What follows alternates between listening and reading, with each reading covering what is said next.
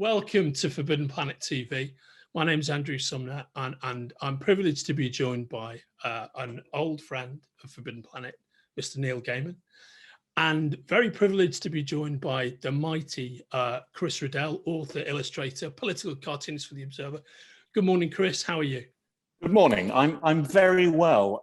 What I'm going to be doing is going backwards and forwards. So you'll see my corporeal presence, and then every so often I can go back and become a disembodied hand, drawing things. Usually, while Neil is saying something really interesting, I'll attempt to upstage him through by drawing something inappropriate. Fantastic. And we're all here to talk about Chris's illustrated version of Douglas Adams' Hitchhiker's Guide to the Galaxy, which has just been published by Macmillan and is available from Forbidden Planet from the links attached to this conversation. I've brought along my copy here, and this is a very special copy. I brought it down so that we could talk about it. And on the cover, you can see Marvin with his cup of tea. And I had this on my coffee table the other day. I brought it down specially to show. And then a good friend of mine spilt his cup of tea on my copy. So this is a pre-stained copy with tea of Hitchhiker's Guide to the Galaxy. Supremely interactive copy of Hitchhiker's Guide to the Galaxy. It is quite surreal for me. This is the first time I've seen Chris's book because I'm in New Zealand.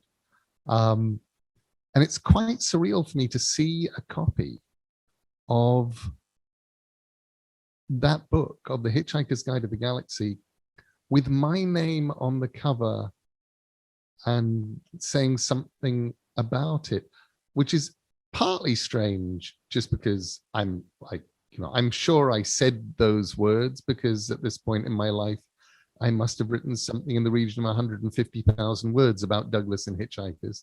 So going and finding that wouldn't be very hard. If one could go back in time and tell 22-year-old Neil Gaiman, who has just interviewed his hero, Douglas Adams, for the first time, for, if memory serves, Penthouse, that one day, 38 years from now, a copy of Hitchhikers will be out and his name will be on the front recommending it. I think you would have broken his brain. I actually think, baby Neil would not have understood that world. And I'm not entirely sure that 60-year-old Neil understands that world. And for our sort of millennial viewers, Penthouse obviously was a property magazine from the 1970s. So promoting flat shares and good investment opportunities in Hoxton, that sort of thing.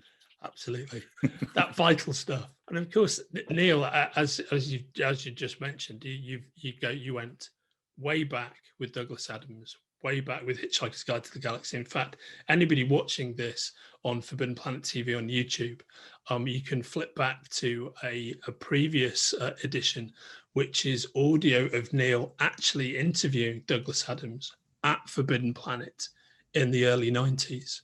We rescued that audio for our 42nd celebration last year, and it's up there now for everybody to check out. I'll include the links attached to the links to buy the book.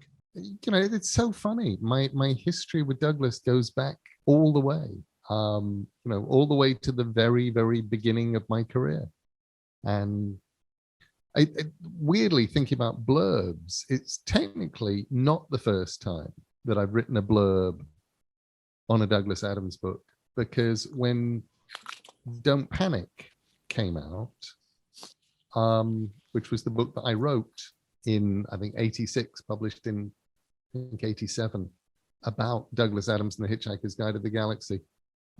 We asked Douglas for a blurb, and he just said, well, Neil, just write a bunch of blurbs and I'll use the ones I like.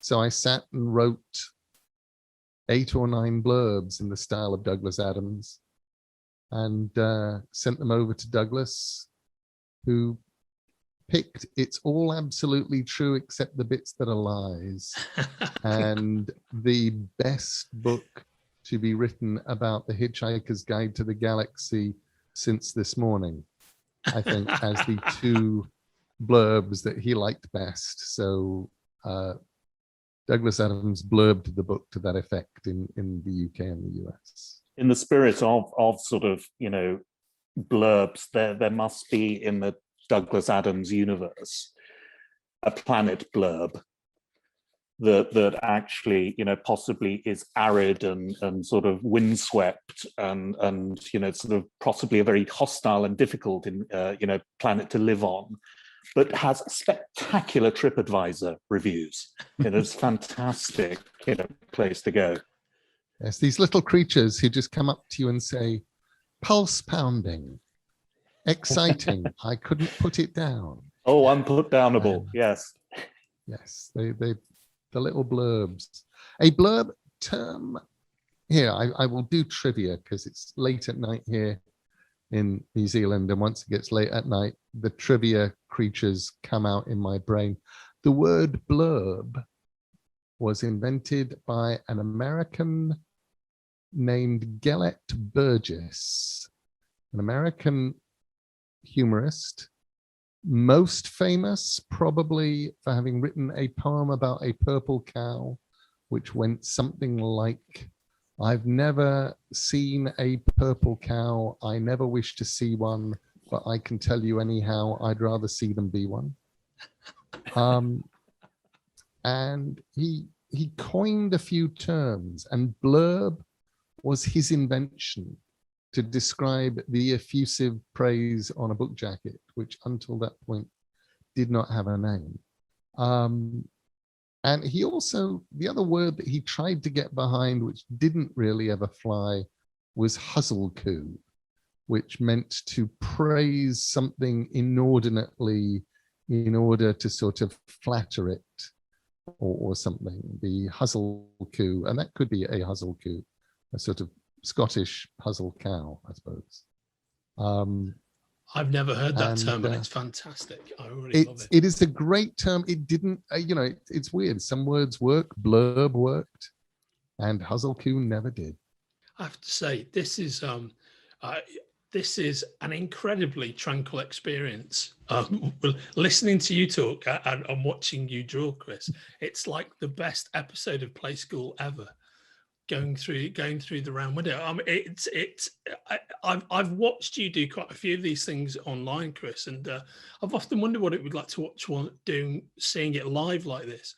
I think one of the things is it's very easy to get so absorbed in what you're doing that you actually forget to ask a question. It's definitely, speaking as somebody who has now done, by my count, 137 separate events with Chris. This is far and away my favorite way of doing it, because when I'm on a stage with him, I never see what he's drawing. I just hear audiences laugh. Yeah. And because you're facing the audience and Chris is drawing away and it's being projected behind you. And sometimes from the enormous, the fact that the laughter just gets really, really loud, he's just drawn you.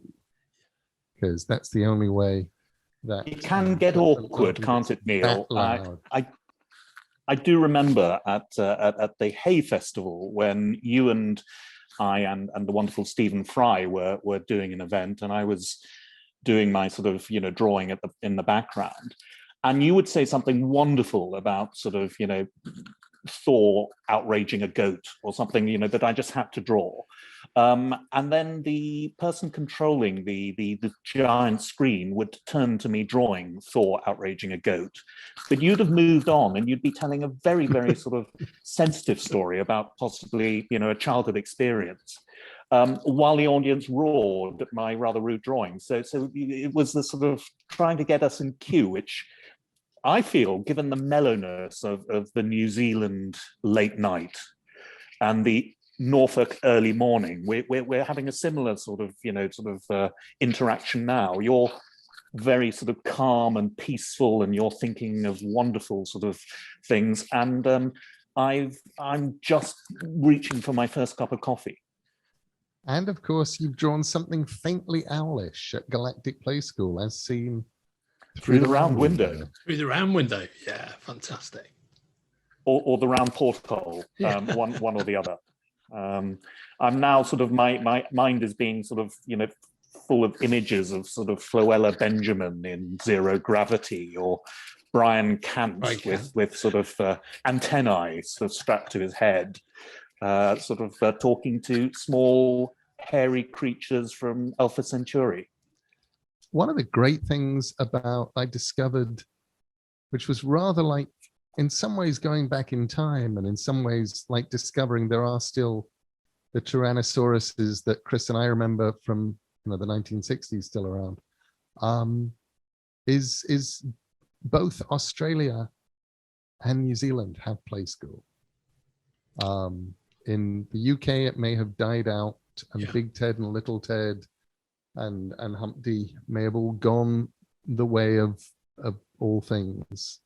But if you come to Australia or to New Zealand, there is New Zealand Play School and Australian Play School, and they're brilliant. They're How really lovely. Do they have their own? Do they have Big Ted and Little Ted, or is it other They have versions? they obviously have been keeping some of the same toy traditions going for Lord alone knows how many years. But they have all of their own presenters and all of their own sort of homegrown ways of doing play school. Really fun.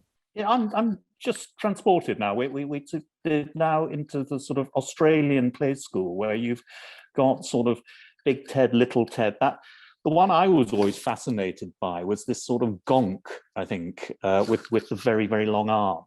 I'm not sure he did a lot, but he was sort of a round, sort of cuddly creature. And then maybe sort of, I'm just imagining sort of in the Australian play school, sort of Big Ted, Little Ted, and absolutely enormous platypus. Brilliant. That's lovely. I always really liked Hamble, because Hamble always felt vaguely sinister to me. It's an interesting one, isn't it? The way that sort of, in our childhood imaginations, sort of things that are meant to be sort of benign and rather sort of wonderful can be the stuff of nightmares. Now, I remember a children's annual, innocent sort of book for the very young, had a terrifying illustration of a clown who, in my imagination, he had black and white sort of, hair almost. But he reminded me of Jimmy Savile. Yeah. And so right from the terrifying. very youngest, this was when Jimmy Savile was seen as a benign and rather wonderful figure. I was always terrified of him as a very young child because of this illustration in a children's book. We've gone to a very dark place. We really should come back, shouldn't we, to something rather more. In an endeavour to pull us towards the light, could you guys talk about the genesis of this project and how it came about, Chris? Well, I was asked whether, in one of those wonderful sort of moments you get from time to time, I was asked whether by the publishers at Macmillan, whether I knew or liked or had read of Hitchhiker's Guide to the Galaxy. And I said, of course, because I had listened as a child to a schoolboy, actually, sort of 16 years old. I had listened, like many of my contemporaries, to the radio program, the series Hitchhiker's Guide to the Galaxy, and completely loved it, just fallen in love with it. And I wasn't that familiar with the written version that Douglas sort of wrote later. But so I said yes immediately. I said I would love to illustrate the Hitchhiker's Guide to the Galaxy because I just loved the radio show far more, I think, than the TV was fun, but it had that sort of early Doctor Who quality to it, but I really enjoyed and absolutely loved the radio. So I was a little bit worried actually when they sent me the book, because I haven't read it. And I was a little bit worried that, you know, it was going to be a sort of disappointing memory of sort of the radio show I remember. But as I started reading it, I realized just what a fantastic stylist Douglas Adams was. And what he did so beautifully was he sort of became the wonderful Peter Jones, if that's possible. You know, the wonderful voice that led you through this world and stopped and every so often and said, you know, gave you a preface or he would just sort of, you know, Douglas captured that voice in his prose in the book, and I fell in love with the book. Because it transported me back to my 16-year-old self listening to a crackly sort of radio, you know, in my bedroom, just loving the images. And I had a problem. I thought, well, how on earth do I bring my experience of this wonderful work as an illustrator? How do I illustrate this? And I decided very early on that what I would do is I would sort of do a little sort of illustrations of the principal characters, almost as a cast list, and then leave it at that.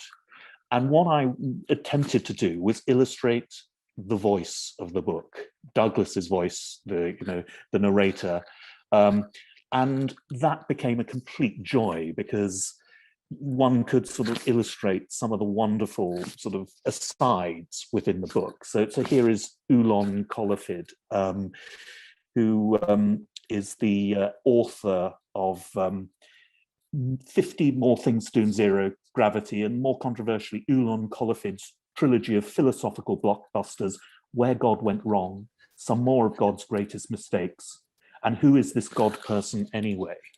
It was wonderful. And then before chatting with Neil, I did a little event with Richard Dawkins. And I couldn't resist drawing Richard Dawkins as Oolin Colafid, because I feel if there's any figure who would rival Oolon, it would be Richard. I'm not sure how he took that. It's sort of, you know, it was an interesting event.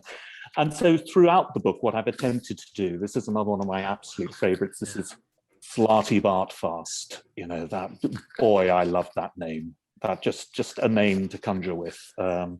Inventor and designer of the fjords of Norway. But it was sort of that feel that I wanted to get across, rather than go through and sort of try and illustrate the actual events unfolding.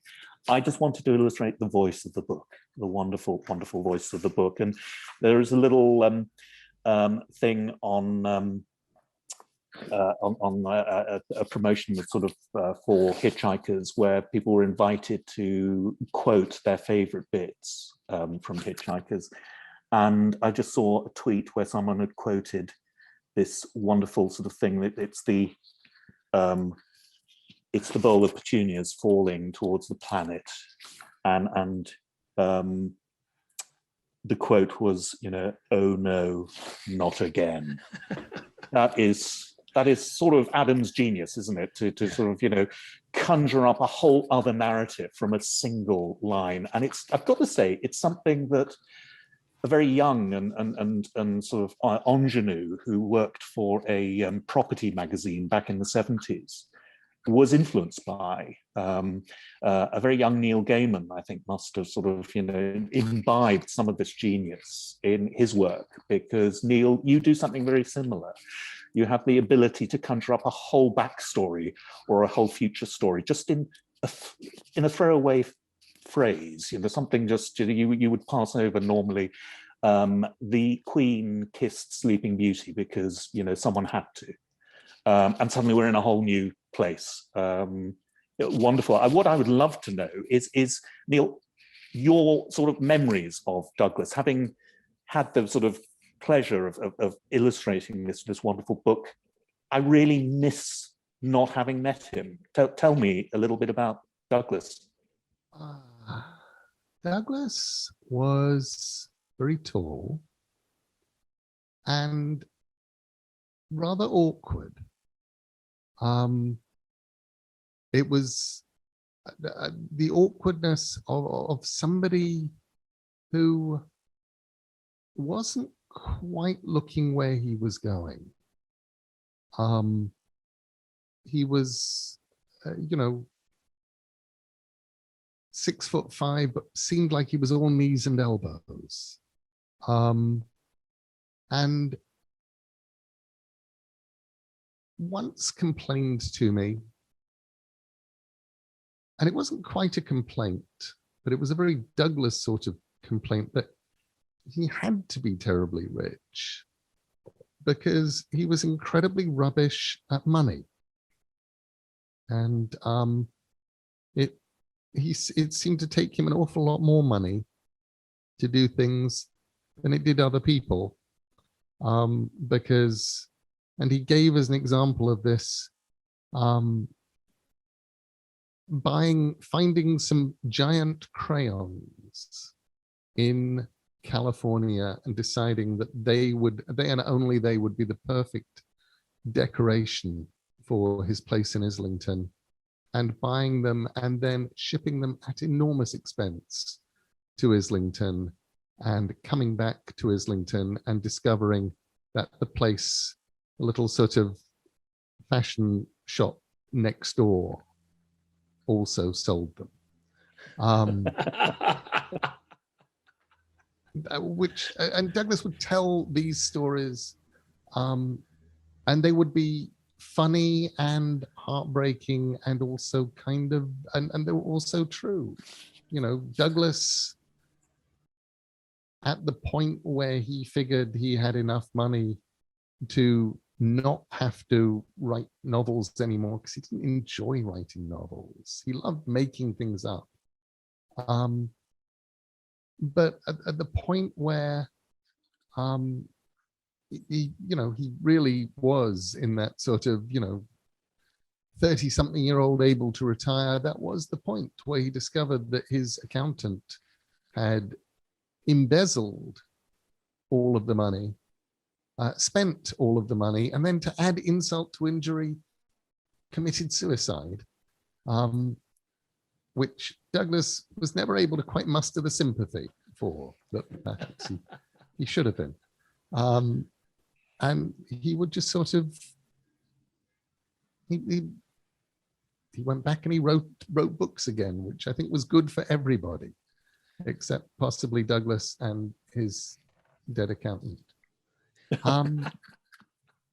Douglas, I'm trying to think of little anecdotes that sum Douglas up.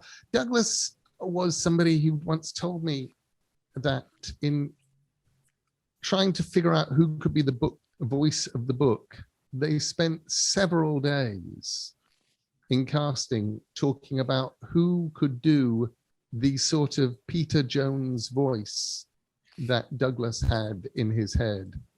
And finally, Simon Brett actually suggested to him that possibly Peter Jones might be a good idea. I'm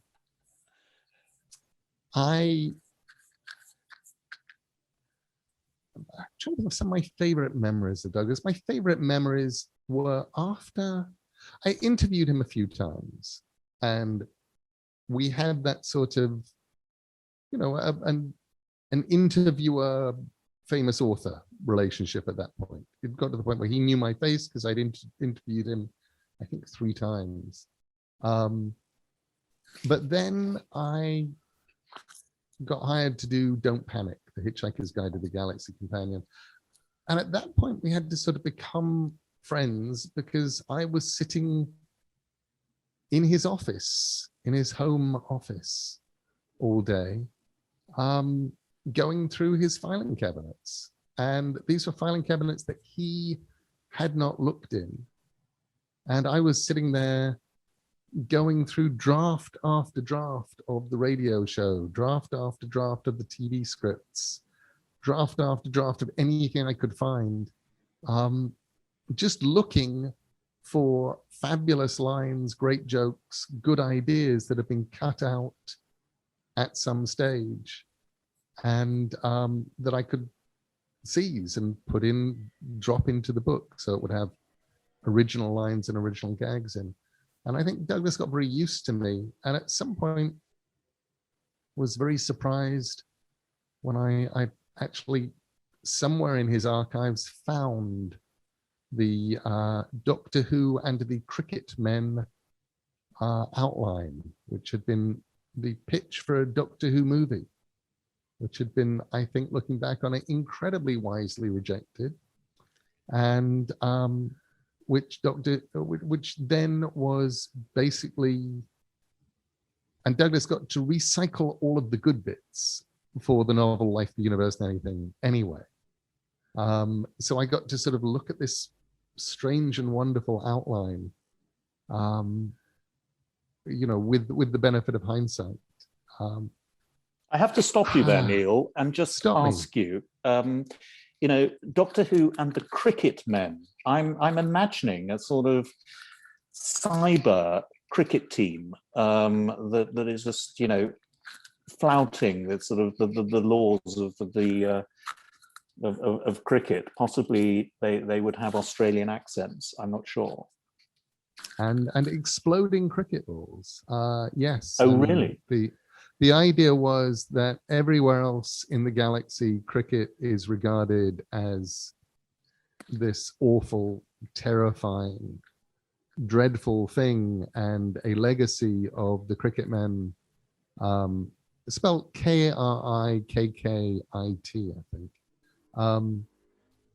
And only on Earth would we be so incredibly weird as to actually reenact the monstrousness of this absolute nightmare. An episode I wish I had seen, I've got to say, but not necessarily for the right reasons. It was never actually shot. And one day, I'm sure somebody will, in this world that we're in today, readapt the existing books, and everything will wind up on telly, because telly right now eats every single thing there is, and spits it out again. Yeah, so it feels like kind of a James Goss project to me, to be honest. Hearing you talk about it, that's exactly the kind of thing he specializes in. It was so interesting. Douglas had such bitterness and a certain amount of sadness about the BBC version. And yet he also wound up, I think, loving it and stealing a lot of good things from it back into the books. You know, Arthur Dent isn't wearing a dressing gown through the first two books. The dressing gown was invented as part of the TV series. Douglas had a scene where Arthur gets he starts out in his dressing gown and then gets a sort of a Lost in Space silver space suit, and the director and producer said, no, we've seen those before, but we haven't seen anybody in a dressing gown, so I just kept him in the dressing gown. And the dressing gown, more than anything, I think became utterly archetypal, and by the time Douglas got to his third book, Arthur's in his dressing gown. It's wonderful, isn't it, when that sort of happens? Because I think the idea of the radio show, I think, was for all of us who sort of began our journey with on radio. No other iteration quite captured it in that way, and I think coming to the book. I love the way in which the book actually successfully recreates that feel that one gets, and maybe that is sort of the magic of both, you know, a medium like radio, but also the sort of medium of the book. And it feels right in a sense that a book about a book is now, you know, a book. In a way that I'm not sure a Netflix series will ever quite sort of do Douglas Adams justice. You know, Douglas used to talk about the fact that the pictures in your head were better. For me, the line that I would always point to as something that could only work on radio was Ford, you're turning into an infinite number of penguins. Yes. Yes, absolutely. Because any attempt to capture that in any visual medium, even the magic of Chris's pen, and I have seen Chris draw, I've written things that are impossible to draw and watch Chris draw them with ease, panache, and aplomb. But you sort of go, no, an infinite number of penguins in your head is always going to be more visual than any visual representation of it, which can only imply. That is very true. And I've got to say, my favorite sort of part, again, was something that as a child, sort of as a schoolboy listening to the radio, just threw up a wonderful, wonderful image. And it's this, and if I may, I'd love to sort of read this little sort of passage, because please. It's my absolute sort of favorite. The Hitchhiker's Guide to the Galaxy is a very unevenly edited book and contains many passages that simply seemed to his editors like a good idea at the time. One of them supposedly relates the experiences of one Vít Vujacic, a quiet young student at the University of Maximegalon, who pursued a brilliant academic career studying ancient philology, transformational ethics, and the wave harmonic theory of historical perception. And then, after a night of drinking pan-galactic gargle juice with Zaphod Beetleprox, became increasingly obsessed with the problem of what had happened to all the biros he had bought over the past few years. I followed a long period of painstaking research in which he visited all the major centers of biro loss throughout the galaxy, and eventually came up with a quaint little theory which quite caught the public imagination at the time. Somewhere in the cosmos, he said, along with all the planets inhabited by humanoids, reptiloids, fishoids, walking treeoids, and super intelligent shades of the color blue, there was also a planet entirely given over to biro life forms. And it was to this planet that unattended biros would make their way, slipping away quietly through wormholes in space to a world where they knew they could enjoy a uniquely biroid lifestyle, responding to highly biro-oriented stimuli and generally leading the biro equivalent of the good life. Now, I've got to say, as a lover of biros and pens in all their forms, as are you, Neil, the idea of a biro planet and the biro equivalent of the good life is just something I had to illustrate. It's one of those things, less challenging than infinite numbers of penguins, but really sort of rewarding at the same time. And it seems to me, Neil, if you're in search of work, given that you probably are no longer employed by that property magazine from the 1970s, maybe we could sort of come up with some sort of Netflix series. I'm just sort of wondering, it could be sort of set in this biro world. The Adventures of the Brave Little Biro. It could be. That could be sort of the beginning of something, certainly. I love what you've chosen to do, in that everything Douglas used to talk. I once remember commenting to him about his asides and the amazing cast off lines. And he said, yes, he said, but all of the really good asides and the really good tossed off lines, I have to spend ages building a structure that everybody can climb up and not know that they're climbing up it. So at the end, I can just toss off a line. But what I love is it feels like what you're doing, Chris, instead of attacking the narrative thrust of Hitchhikers, you are going for the asides, you're going for the tossed off lines, you're going for those beautiful little moments and things that Douglas did with words and pictures in your head. The guide started to explain to anyone who cared to listen about the best ways of smuggling Antaran parakeet glands out of Antares, an Antarean parakeet gland stuck on a small stick is a revolting but much sought after cocktail delicacy. And very large sums of money are often paid for them by very rich idiots who want to impress other very rich idiots. So, you know, Neil, that is an invitation, isn't it, to draw an Antarean parakeet. And of course, its glands. It's one of the great joys, I think, and which brings me to sort of one of my great inspirations, I think, when thinking of alien life forms was this. If I can introduce you to this, this is the genitals of the universe, a wonderful New Yorker cartoon by the immortal B. Kliban, a wonderful cartoonist, renowned for cats. But here is his wonderful cartoon, Genitals of the Universe. It is just a wonderful flight of Douglas Adams' fancy, I would say.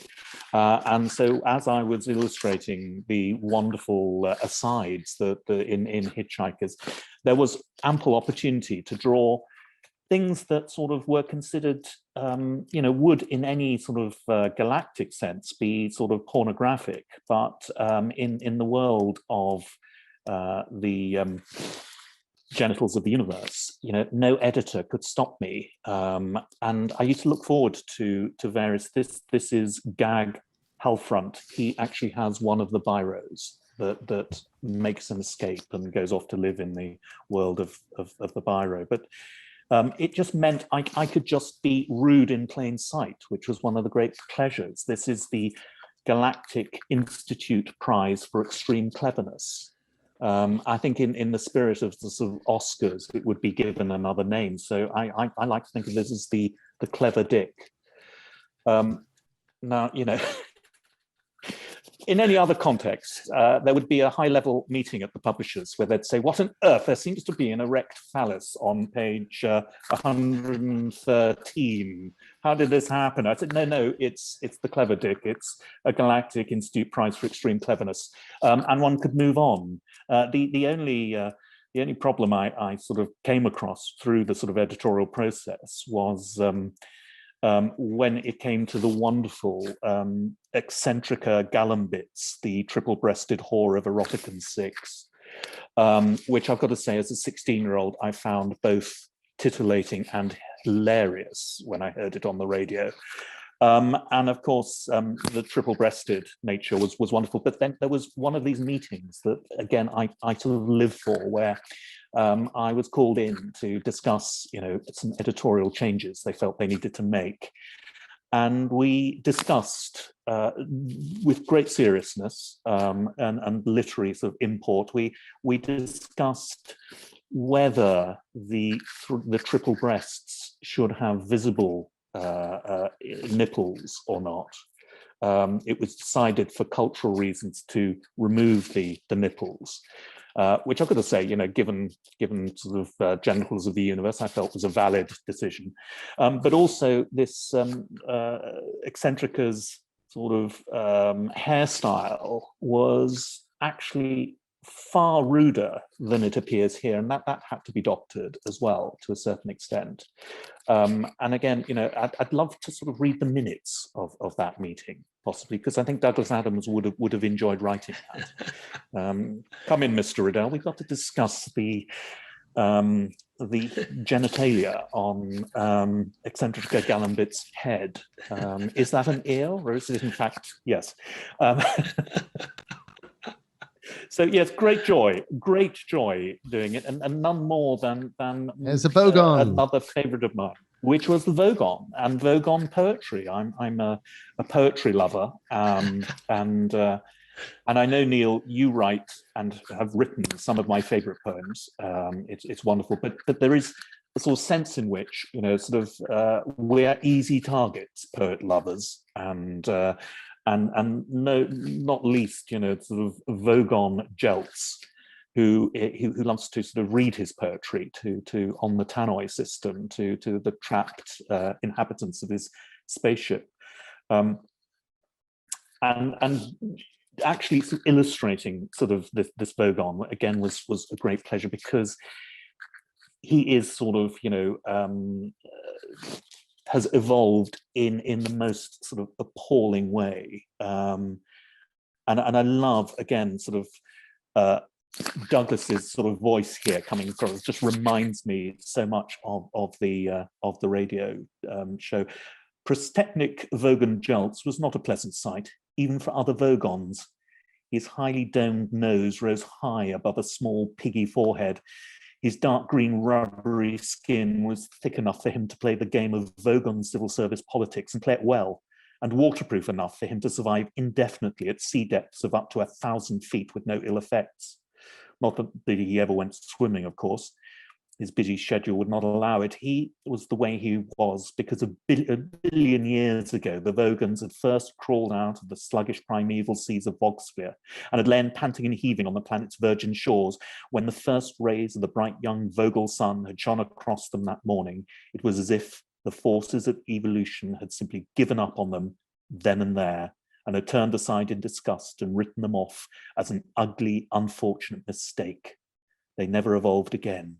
They should never have survived. And here they are, the sort of triumph of non-evolution, revolting, dreadful, and they go around destroying the beauties on their planet, the wonderful sort of beautiful sort of plants and animals they sit on and destroy or pull their sort of tentacles off in appalling ways. And I sort of love and loathe the Vogons in equal measure, but they seem to sort of speak to, I think, the other great thing about sort of Douglas Neil, which was his, at the time, not yet sort of fashionable, sort of concerns about the environment and the loss of habitat and loss of species, which he wrote so beautifully about. Douglas was way ahead of his time on setting off alarms, both in Hitchhikers and as soon as he could, to travel and go out. His book, Last Chance to See, I remember reading that and wondering if I would ever get to see any of the beasts and birds that he talked about in that book. And actually, a couple of months ago, I was on a ferry, and a nice lady at the next seat on the ferry said, would your little boy like to see a kakapo? And because of Douglas, I knew that a kakapo is incredibly rare, incredibly stupid, flightless New Zealand parrot. And so I said yes. And this particular kakapo had had some lead poisoning and was being taken to Auckland Zoo to recover,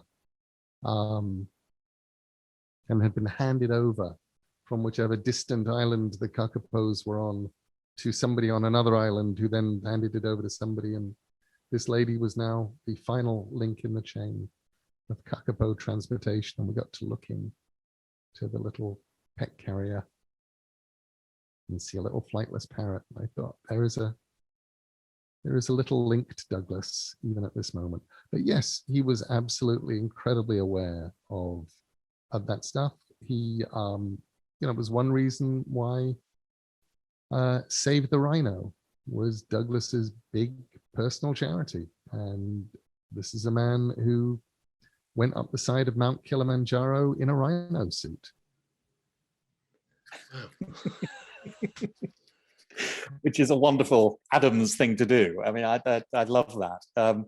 I think there's also, speaking of Auckland Zoo, you've reminded me of my visit to Auckland a couple of years ago, where I flew to the Auckland Writers' Festival the wrong way round. I actually sort of went via Australia, via Los Angeles to Australia, and then on to Auckland to the Writers' Festival, having also done the festival in Perth. So I was in 5 time zones in one sort of moment and arrived disorientated in Auckland on the day I will always think of as the day of 5 breakfasts.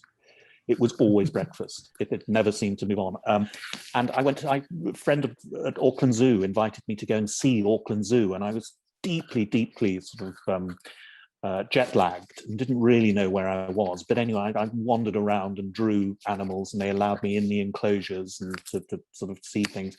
And it was wonderful. I remember a magical moment where I actually went into the monkey spider enclosure. It was rather sort of beautiful there, all the little spider monkeys sort of jumping around and being interested in my sketchbook.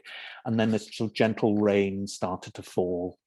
And I said, oh, it's raining. And the keeper said, no, the spider monkeys are peeing on you. I went all the way to Auckland Zoo to be peed on by the spider monkeys. It felt, again, like a very sort of Douglas Adams moment, possibly, the sort of great beauty and then absurdity at the same time.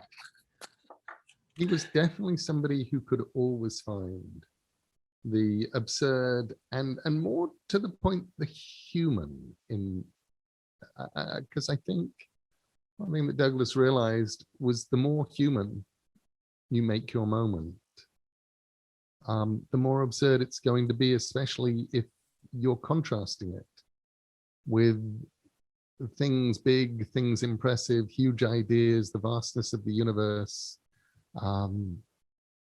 aliens, the world, high technology, and Arthur Dent trying to persuade the ship he's on to make him a cup of tea, and thus here is practically dooming them. Here's the cup of tea, very, very useful for sort of the type of travel that they go into.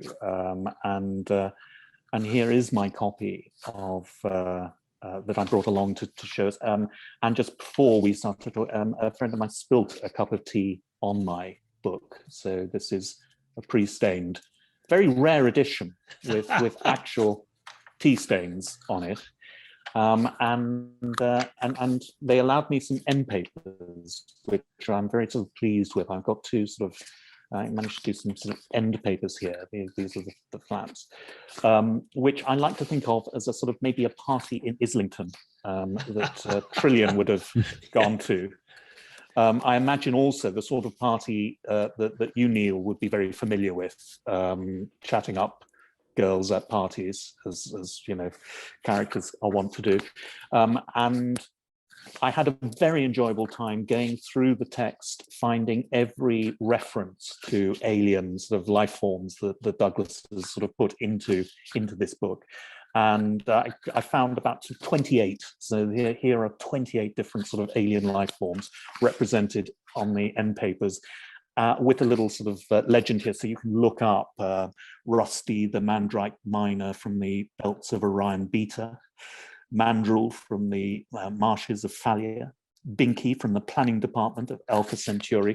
They're all referenced in the book. It was a little bit of research I thoroughly enjoyed. And Neil, I absolutely agree with what you were saying about the sort of way in which you know, that there's a sort of wonderful sort of profundity with the humor in this book. And the very beginning is just, I think, sort of sums up, I think, exactly sort of what Douglas does so incredibly well.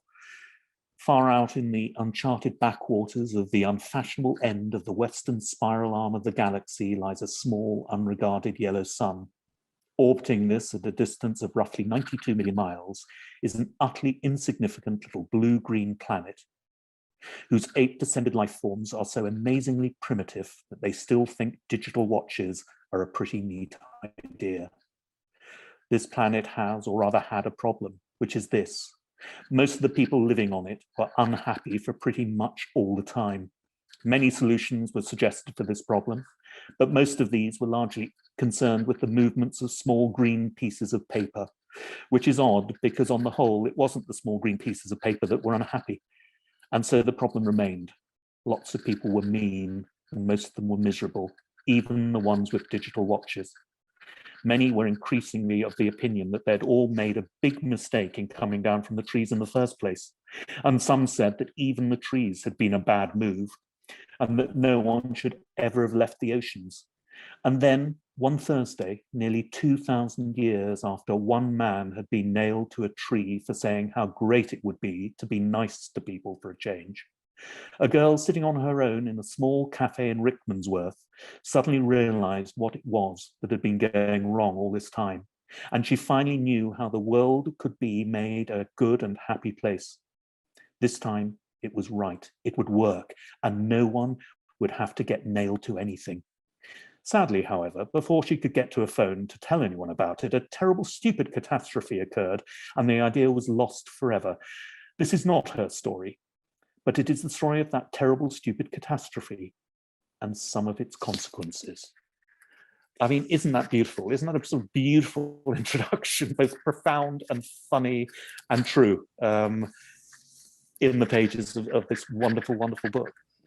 Undoubtedly, and I think that is a marvelous place to close out on. Chris, thanks so much for sharing all that detail from the book, and thanks both of you for taking us through surely the best episode of Galactic Play School ever. That was a tremendously enjoyable hour, and thank you so much for joining us. This has been Forbidden Planet TV, and you have been watching the mighty Neil Gaiman and the supremely hypnotically talented Chris Riddell. Thanks so much for joining us. The illustrated version of Hitchhiker's Guide to the Galaxy, illustrated by Chris, with the foreword by Neil, can be bought from the links attached to this conversation. Thanks so much for joining us today, guys. It won't be tea stained, is all I can say. But apart from that, but you can make your own tea stains. You can. Thanks so much for joining us, guys. Thank you. Thank you so much for having us. If you're enjoying watching Forbidden Planet TV and you're enjoying watching us talk to the world's most interesting and accomplished filmmakers, authors, artists, musicians, creators, subscribe right here. See you soon.